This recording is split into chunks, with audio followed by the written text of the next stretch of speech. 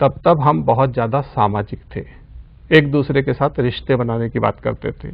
एक दूसरे के साथ सहयोग की बात करते थे। पर अब जब हमारे पास साधनों का समुद्र इकट्ठा हो गया है, तो सारे साधनों पे हम व्यक्तिगत रूप से भी और राष्ट्र के स्तर पर भी और अंतर्राष्ट्रीय स्तर पर भी उन सारे साधनों पे कब्जा कर लेने जाते हैं। महात्मा गांधी ऐसी शख्सियत थे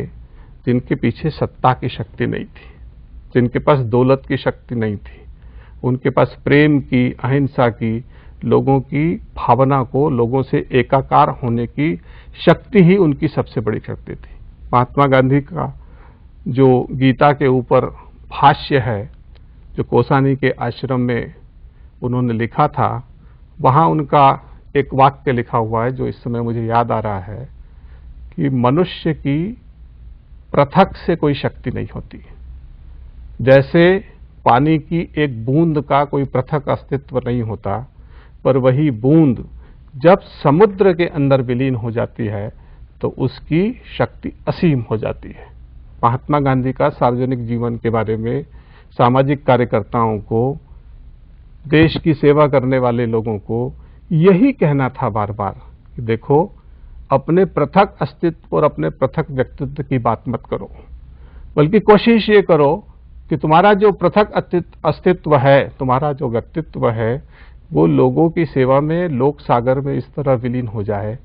कि लोगों की शक्ति ही आपकी शक्ति बढ़ जाए। इसलिए गांधी दर्शन जो है, या गांधी जी स्वयं भी है, उन्होंने कभी भी अपनी व्यक्तिगत शक्ति या सत्ता की स्थापना के लिए कोई भी काम नहीं किया। आज आप देखिए, महात्मा गांधी के यदि सारे कार्यों को हम गिनने बैठेंगे तो चाहे कुष्ठ रोग हो, चरखे का आविष्कार हो, खादी हो, शादी ब्याह हो, बाल शिक्षा हो,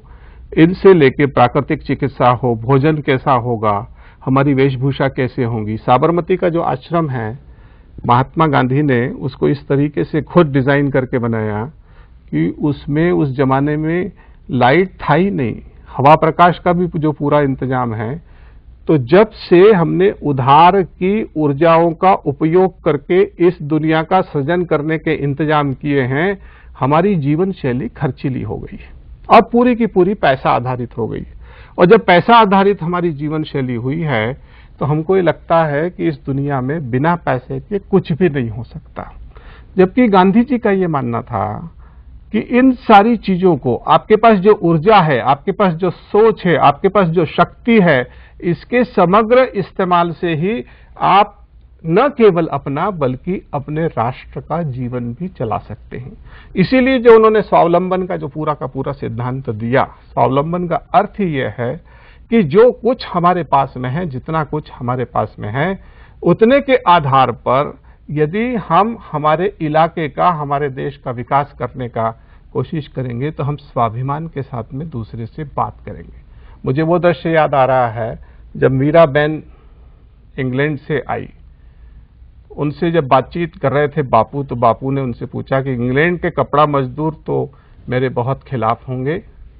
बहुत दुखी होंगे कि मैंने चरखे और खादी के प्रचार से उन लोगों का जो काम धंधा है उसके ऊपर चोट पहुंचाने का काम किया है। तो उनका वो परेशान जरूर है, पर वो आपके खिलाफ नहीं है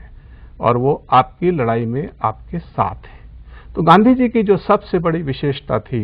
कि उनके कट्टर से कट्टर विरोधी के प्रति भी उनका जो संवेदनशील रिश्ता होता था, वो आज के जमाने में हम कल्पना भी नहीं कर सकते। आज तो दोस्त लोग भी एक दूसरे के साथ छल प्रपंच करते हैं, एक साथ काम करने वाले भी लोग एक दूसरे के खिलाफ कुछ भी बोल देते हैं या उनको धोखा देने के अंदर भी संकोच नहीं करते। पर गांधी जी के साथ में ऐसा नहीं था। वो किसी भी के भी साथ में, चाहे दुश्मन भी हो, चाहे विरोधी मत का भी हो, उसके साथ भी वही बर्ताव, वही बात करते थे जो